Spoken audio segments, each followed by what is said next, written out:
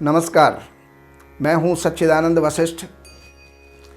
और सज्जनों, ज्योतिष एक विज्ञान है और ये अनादिकाल से चला हुआ है। लोग कहते हैं कि ज्योतिष एक आईना है, हमारे जीवन का दर्पण है और दर्पण में हम सब कुछ देख सकते हैं।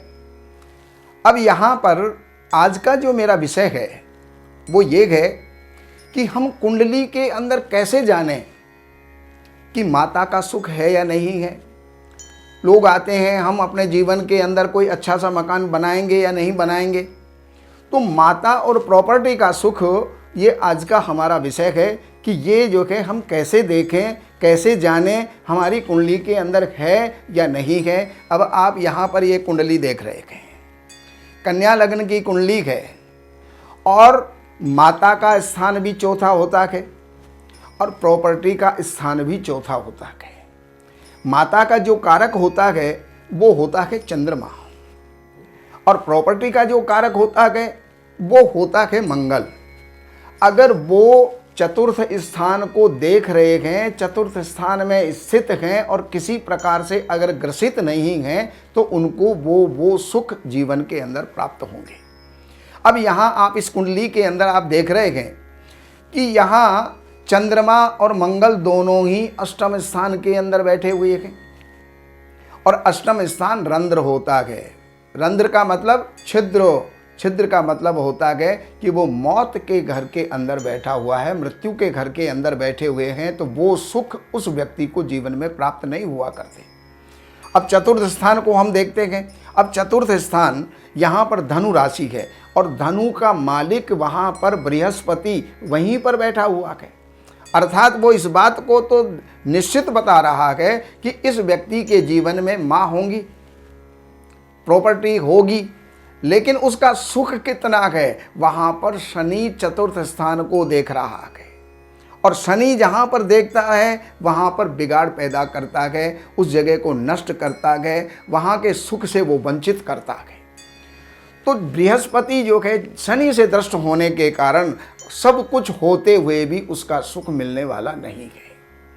अब मातृकारक जो चंद्रमा है वो भी अष्टम स्थान में बैठ करके और शनि से दृष्ट है। भूमि का कारक, भवन का कारक, प्रॉपर्टी का कारक जो होता है वो मंगल है, वो भी अष्टम स्थान में बैठ करके और शनि से दृष्ट है। केवल मात्र इन दो शब्दों से ही आप सब कुछ समझ जाएंगे कि यहाँ पर इस व्यक्ति को जीवन के अंदर मातृ सुख और प्रॉपर्टी का सुख नहीं है। लेकिन नहीं तो है तो फिर ज्योतिष का लाभ क्या हुआ? हम कैसे, कौन सा रास्ता अपनाएं जिससे कि उन सुखों की प्राप्ति हमें हो जाए। अगर किसी के पैर टूट गया तो उसके लिए जो है वहाँ पर रोड पड़ जाती है, काम करने के लिए जो है उसको सुविधा प्राप्त हो जाती है, सुख मिल जाता है, वो आदमी चल पड़ता है। तो उसी प्रकार हमारे जीवन में इन सुखों को हम कैसे प्राप्त करें? तो बृहस्पति को बलवान करेंगे और चंद्रमा को बलवान करेंगे तो माता का सुख हमको प्राप्त हो जाएगा।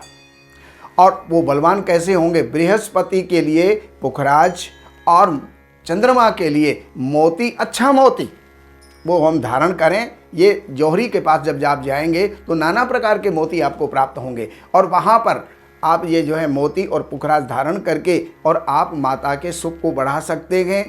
और मंगल के लिए मूंगा और पहन करके प्रॉपर्टी के सुख को बढ़ा सकते हैं। शनि और राहु की आप शांति कर दीजिए, ये सारे के सारे सुख आपको जीवन के अंदर उपलब्ध हो जाएंगे। इसी प्रकार अगर आपके जीवन में किसी भी प्रकार की कोई समस्या है, वो ज्योतिष से संबंधित कोई परेशानी है, कोई वास्तु से संबंधित कोई परेशानी है, हमारे जीवन में किसी भी प्रकार के सुखों की आप अनुभूति नहीं कर रहे या उनका अभाव आप महसूस कर रहे हैं, तो आप ये जो नंबर यहाँ पर जो चल रहे हैं उनके ऊपर संपर्क करके अपॉइंटमेंट लेकर के आप मिल करके लाभ उठा सकते हैं। नमस्कार।